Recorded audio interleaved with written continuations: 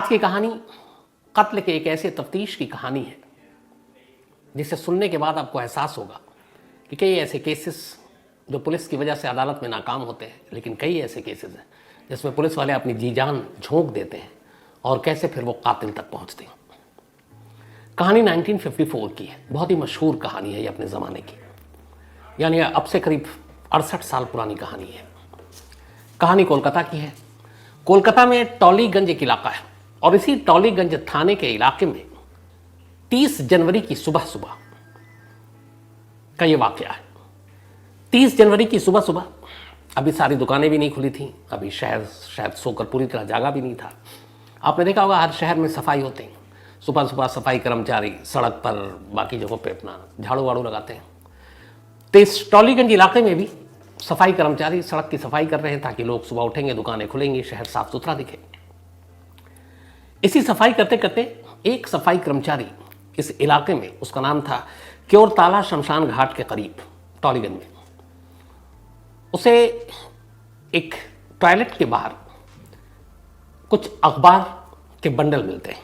Bundle के एक packet होता है वो, और वो जब देखता है तो वहां कुल ऐसे 3 पैकेट हैं अखबारों के। तीनों पैकेट टॉयलेट के बाहर पड़ा हुआ। अब एक सफाई कर्मचारी, उसे पता है लोग पता नहीं क्यों कूड़ा करकट फेंक देते हैं, तो उसने इन तीनों पैकेट के करीब गया। अखबार ऊपर से है, अखबार के ऊपर नारियल की रस्सी है जिससे वो पैकेट बंधा हुआ है। अब वो एक पैकेट को खोल देता है। जैसे ही खोलता है उसकी चीख निकल जाती है।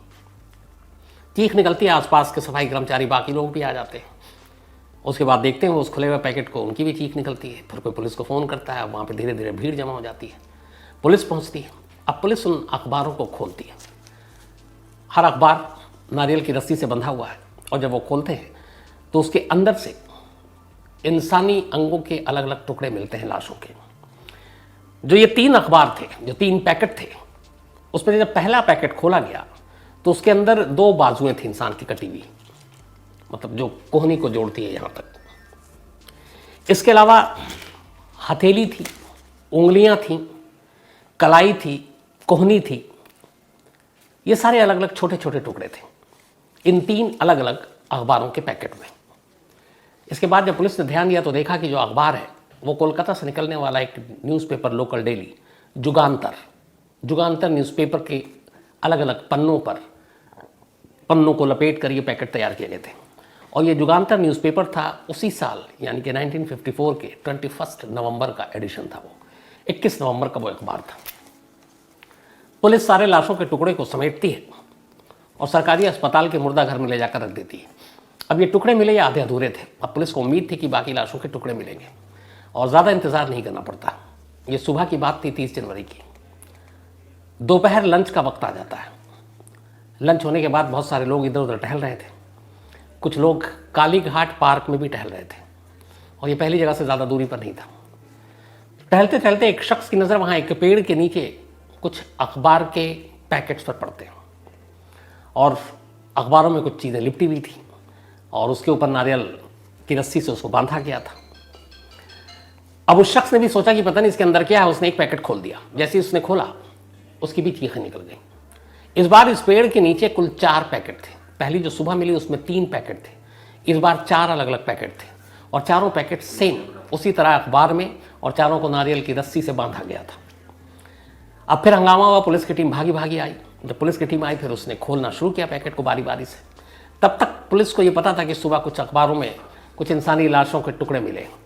अब पुलिस ने इस बार जो पैकेट खोले तो उनमें से अलग अलग पैकेट में जो 4 पैकेट थे, एक में घुटने से तलवे तक इंसानी लाश का एक टुकड़ा मिला, 2 पैर मिले।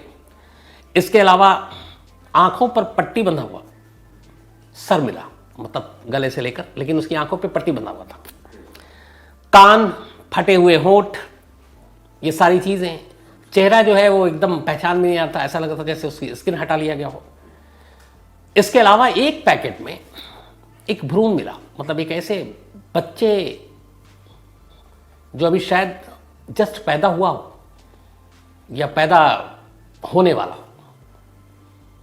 अब ये बड़ी अजीब विभत्स चीजें थी, अजीब खौफनाक मंजर था। तो पुलिस ने अब देखा कि 4 पैकेट मिले हैं कि आसपास में कुछ सुराग मिल जाए। पुलिस ने उसी पार की आसपास की तलाशी ली तो कुछ दूरी पर पुलिस को कामयाबी मिली। एक और अखबार का पैकेट मिला।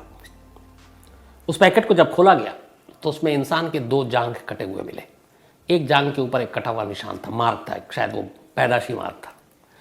जो 4 पैकेट मिले थे पेड़ के नीचे से, इस बार वो चारों पैकेट भी उसी न्यूज़पेपर जुगांतर के थे जिसमें पहले 3 पैकेट मिले थे। पहला जो था वो 21 नवंबर का एडिशन था। इस बार जो 4 अखबार के पैकेट बनाए गए उनमें से एक 21 नवंबर का था, 1953 का था वो, और ये 54 चल रहा है।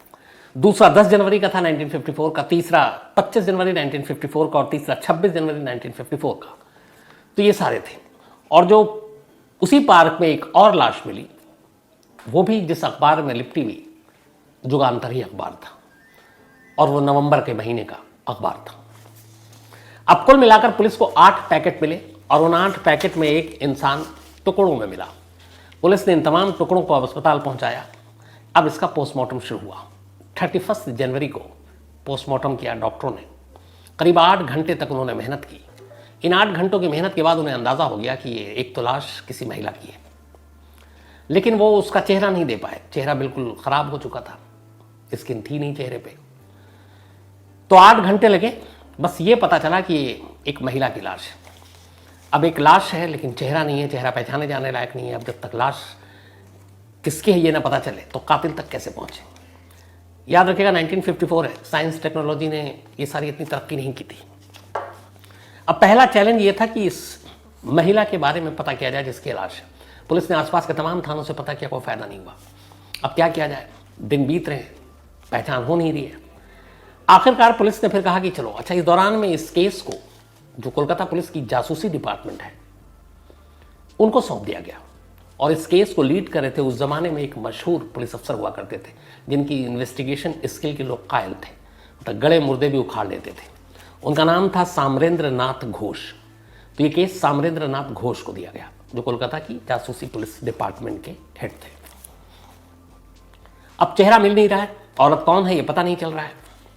पुलिस ने फिर तय किया कि चलो एक काम करते हैं। सामरेंद्र घोष ने उस वक्त अपना कहा कि इस केस को कैसे सॉल्व करना है जब तक महिला की लाश की शिनाख्त ना हो जाए।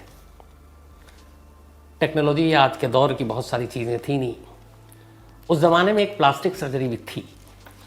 तब सामरेंद्र घोष पहुंचते हैं और उस ज़माने में कोलकाता के एक नामचीन प्लास्टिक सर्जन थे जिनका अच्छा खासा नाम था, और इनका नाम था डॉक्टर मुरारी मोहन मुखर्जी।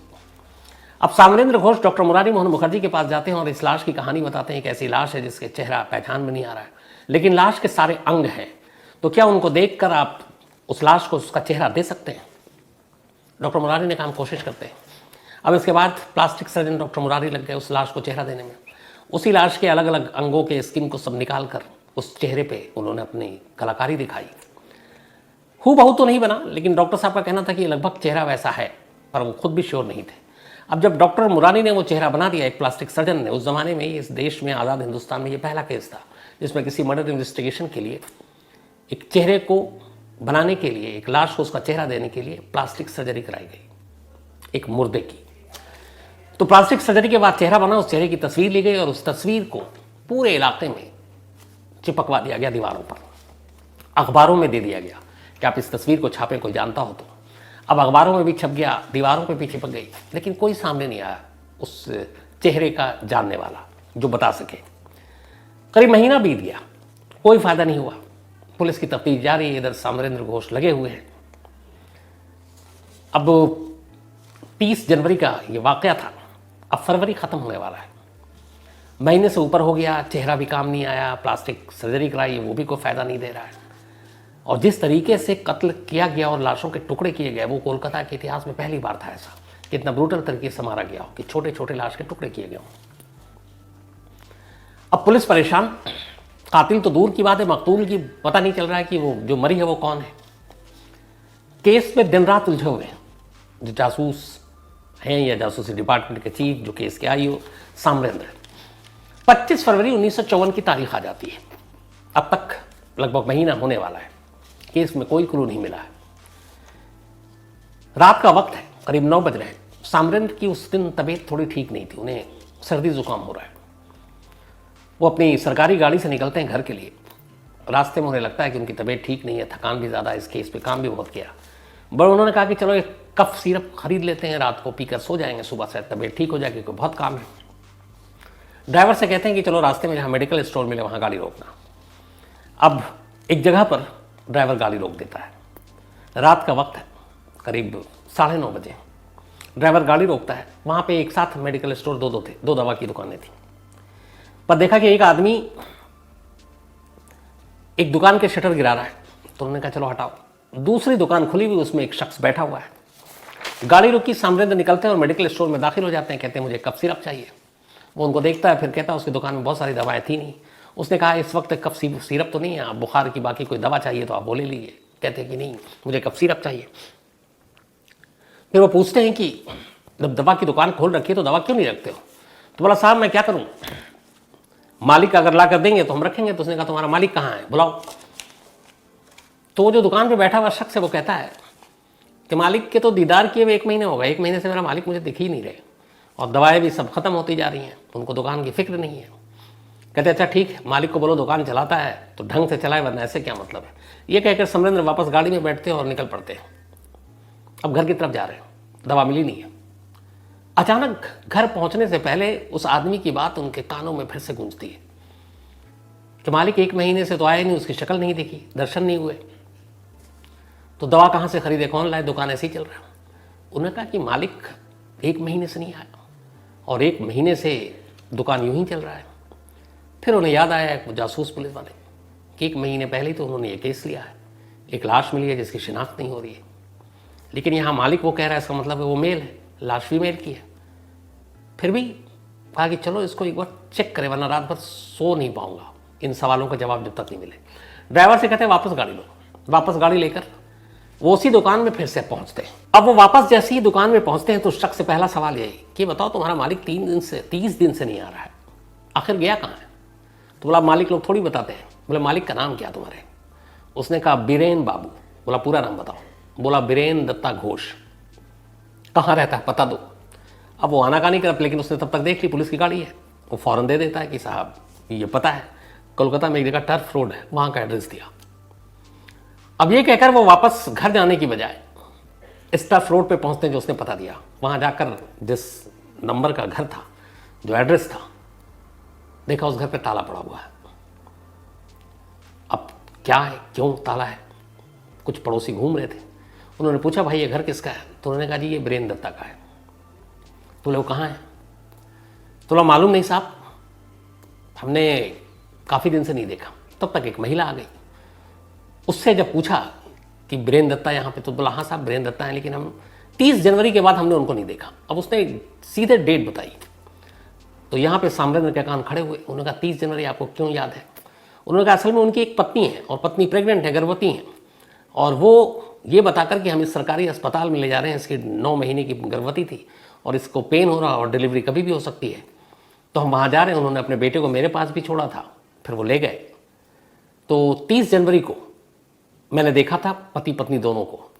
उन्होंने कहा उसकी पत्नी का नाम बेला है, और उसके बाद नहीं देखा। अब ये था कि वो कहाँ होंगे, तो अब ये ढूंढ हुआ तो फिर पता चला उसने एक और पता दिया। उसने कहा और पता है जहाँ पर बीरेन के कोई जानकार रहते हैं।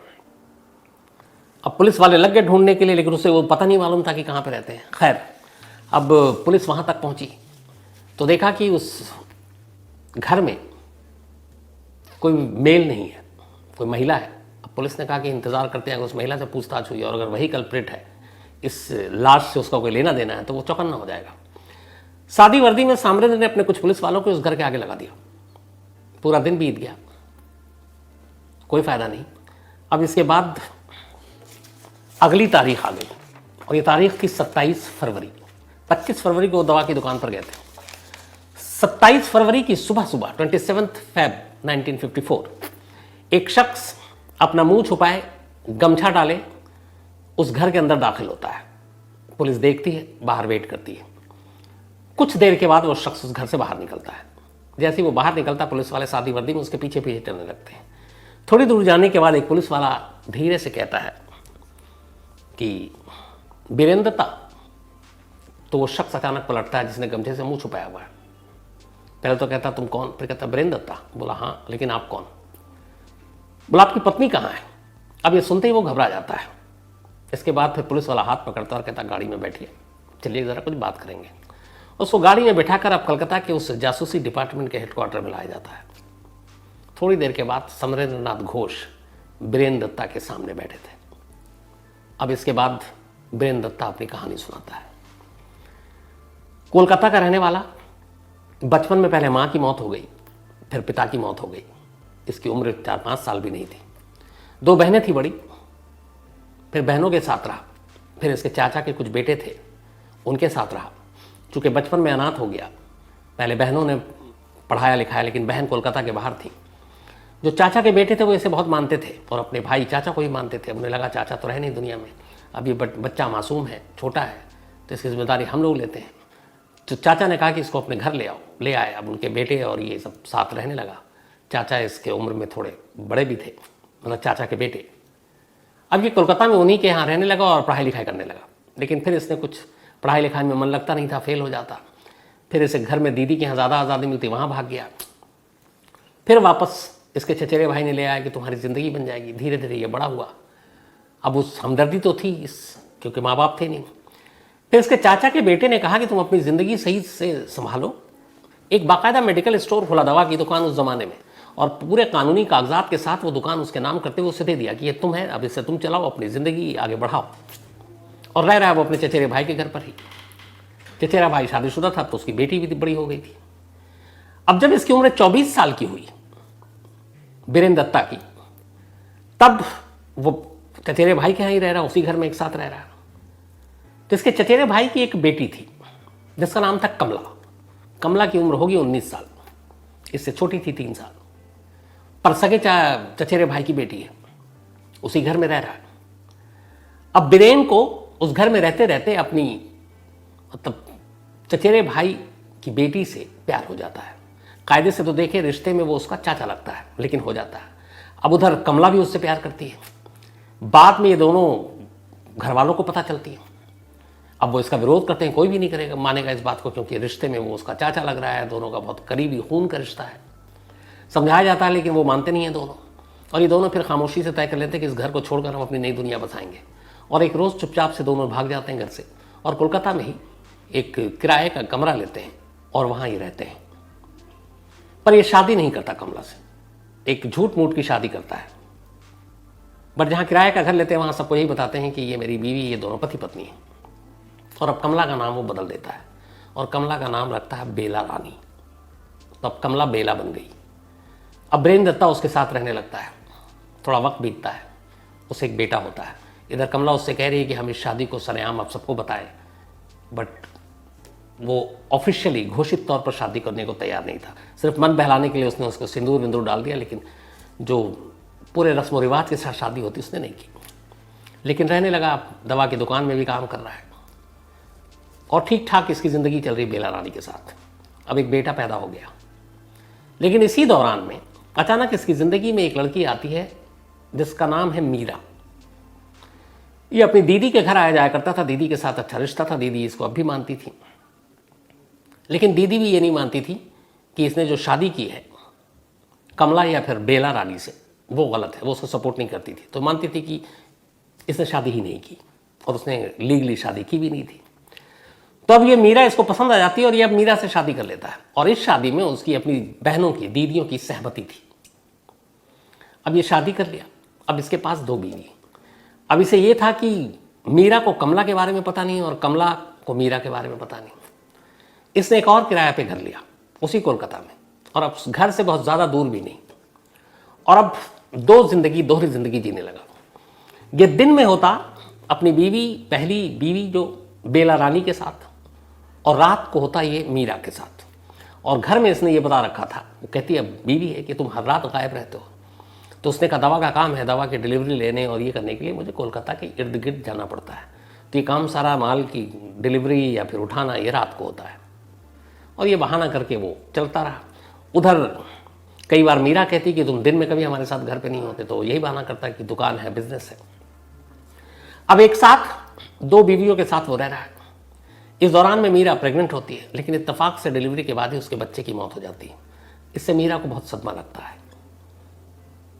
उधर जो कमला है, वो उसका बेटा बड़ा हो रहा है। अब ये दोहरी जिंदगी चल रही है और इस जिंदगी के चक्कर में उसके बिजनेस पे भी असर पड़ रहा है। वो दुकान पे ध्यान नहीं दे पा रहा है, 2 बीवियों के चक्कर में रात और दिन का झगड़ा, ये सारी चीज़ें। इसी दौरान में अब आ जाती है तारीख 2000 बल्कि 1953। 1953 में एक रोज़ अचानक पता चलता है वीरेंद्र दत्ता को कि कमला यानी कि बेला रानी एक बार फिर से प्रेग्नेंट है, गर्भवती है। इसके बाद वो परेशान हो उठता है। इधर बिजनेस में घाटा, 2 घर चलाना, 2 अलग अलग बीवियाँ, और अब एक और बच्चे की पैदाइश की खबर। उसे लगता है कि अब ये क्या है। फिर उसे ये भी है कि एक ना एक रोज़ कमला और मीरा दोनों को असलियत का पता चल जाएगा, ये डर भी। अब वो इसी परेशानी में रहने लगा। इसी परेशानी के दौर में करीब 9 महीने बीत गए। अब जो कमला यानी कि बेला रानी की डिलीवरी का वक्त आ गया, 9 महीने। और अब ये परेशान है कि डिलीवरी होगी, इसके बाद इस नए बच्चे का लालन पोषण, खर्चा, फिर कल कोई स्कूल, पैसे हैं नहीं, उधर कहीं मीरा को ना पता चल जाए। इन सारी चीज़ों ने फिर इसको ये सोचने पे मजबूर किया कि कुछ ऐसा करें कि दोहरी ज़िंदगी ख़त्म हो, एक ही ज़िंदगी जीऊँ। तो उसके लिए क्या करना था? अब वहाँ इसे एक फ़ैसला लेना था, कमला और मीरा में से किसे चुने। पहला प्यार जो कमला यानी कि बेला रानी, जिससे उसने बगावत करके शादी की, या दूसरी मीरा जिसकी कानूनी तौर पर उसकी बहनों ने शादी को मान्यता दी। उसने मीरा को चुना साथ रहने के लिए और कमला को चुना अब इस ज़िंदगी से आज़ाद करने के लिए। 27 जनवरी 1954 रात का वक्त था। ये दुकान से आया, देखा बेटा सो रहा है। उसने अपनी बीवी से जानबूझ के झगड़ा शुरू किया। अच्छा, उस पहले से एक ज़मीन तैयार कर रहा था। जब वो प्रेग्नेंट हुई बेला रानी, तो उसने कहा कि मेरा बेटा नहीं है, ये तुम्हारे प्रेमी का है, और इस बारे में लेके कई बार झगड़ा भी करता था। इधर एक और साजिश ये रच रहा है कि चूंकि उसकी जो बीवी है मीरा, बच्चे की डिलीवरी के बाद डेथ हो चुकी है, अब वो मीरा को एक कहानी सुना रहा है, और ये कहानी ये है कि उसके फ्यूचर प्लानिंग है। वो कहता कोई बात नहीं, हमारे बच्चे की मौत हो गई, ऊपर वाला है, हम एक काम करेंगे, हम बच्चे को गोद लेंगे। मीरा खुश हो जाती है। फिर एक रोज़ एक कहानी सुनाता है, कहता है कि एक हस्बैंड वाइफ और बच्चे कहीं जा रहे थे, एक्सीडेंट हो गया, माँ बाप की मौत हो गई, बच्चा बच गया, और उसने बच्चे की वही उम्र बताई जो उसके अपने बेटे की है, जो बेला रानी से पैदा हुआ। तो प्लानिंग ये थी कि बीवी का कत्ल करने के बाद वो बेटा चूंकि अभी छोटा है, उसे पता ही नहीं है, वो उसको ले जाकर मीरा की गोद में डाल देगा और कहेगा ये गोद लिया हुआ बच्चा, जबकि है वो उसका अपना बच्चा। तो इसकी ज़मीन तैयार कर रहा है ये सारी चीज़ें। 27 को फिर झगड़ा हुआ उसका बेला रानी से कि ये बच्चा तो मेरा नहीं है, तुम्हारे प्रेमी का है। और इसी झगड़े के दौरान बहाना मिला उसे, उसने एक वजनी चीज़ से अपनी बीवी के सर पे मारा। बेटा सो रहा था, फिर उसका गला दबाया, उसे यकीन हो गया कि वो मर गई है। फिर घर की अलमारी खोली, अलमारी में से सारे सामान बाहर निकाले और बेला रानी की लाश को उस अलमारी में डाल दिया, अलमारी बंद कर दी, वापस आया, बेटे के साथ सो गया, ऐसे जैसे कुछ हुआ ही नहीं है। 27 जनवरी की रात बीत गई। अब आगे क्या करना है ये सोच रहा है। 28 जनवरी की सुबह उठा, उसे मालूम था कि कई बार बेला रानी बाहर जाती या किसी काम से तो वो अपने बेटे को अपनी एक सहेली को दे देती थी जो उसी एरिया में रहती थी। वो जाता है उसके पास और कहता है कि तुम बच्चे को मेरे 1-2 दिन के लिए संभाल लोगे, क्योंकि बेला रानी का कभी भी डिलीवरी हो सकता है, अस्पताल आना जाना। तो वो खुशी खुशी तैयार हो जाती है। अब वो अपने बेटे को उसको सौंप देता है। मेडिकल स्टोर जाता है, मेडिकल स्टोर में थोड़ा काम करता है। अखबार पढ़ने का शौकीन था, अखबार जमा करने का शौकीन था। इसके बाद वो जल्दी उस दिन मेडिकल स्टोर से निकलता है, युगांतर अखबार का एक पूरा बंडल दुकान से उठाता है और घर आता है। शाम हो चुकी थी। घर आने के बाद अखबार के बंडल को खोलता है, नारियल की रस्सी पहले ही ले आ चुका था। इसके बाद कुछ पॉलीथिन भी थे उसके पास। अलमारी से अपनी बीवी की लाश को बाहर निकालता है। ये 28 जनवरी की बात है। कत्ल हुए अब लगभग 20 घंटे से ऊपर हो चुका है। बीवी के अब लाश के टुकड़े करना शुरू करता है, तेजधार हथियार से।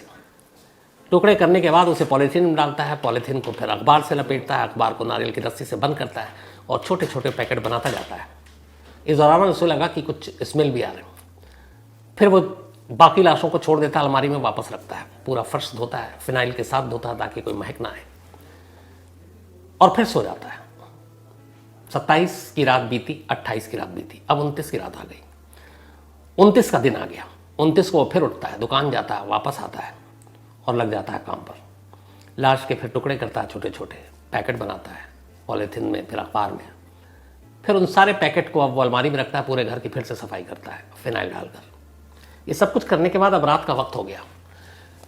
कुछ पैकेट उठाता है, एक रिक्शा लेता है और वहाँ से निकल जाता है। टॉलीगंज के एक इलाके में पहुँचता है, रात का वक्त था, सन्नाटा था। वहाँ एक टॉयलेट के पास देखता है कोई नहीं है, वहाँ 3 पैकेट फेंकता है।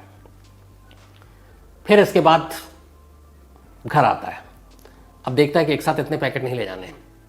फिर कुछ पैकेट उठाता है और उसके बाद वापस रिक्शा पकड़ता है और वहाँ से थोड़ी दूर के पास एक पार्क में पेड़ के नीचे 4 पैकेट फेंकता है। उसी पार्क में एक और पैकेट अलग से फेंकता है। 8 पैकेट कुल उसने फेंके।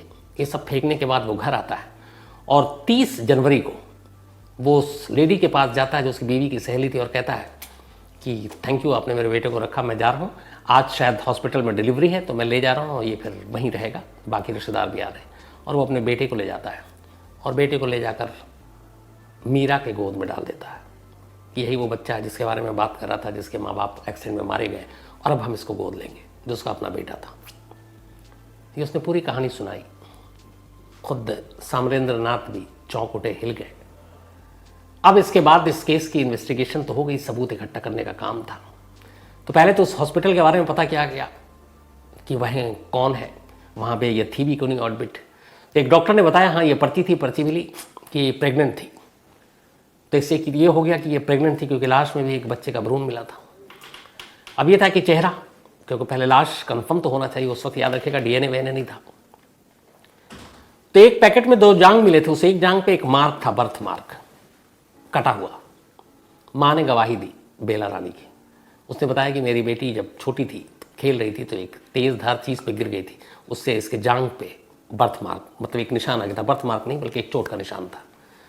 तो माँ ने भी पहचान लिया, डॉक्टर की पर्ची मिली, प्रेग्नेंट थी, ये सारी चीज़ें साबित हो गई। अब इसके बाद ये मामला कोर्ट में चला।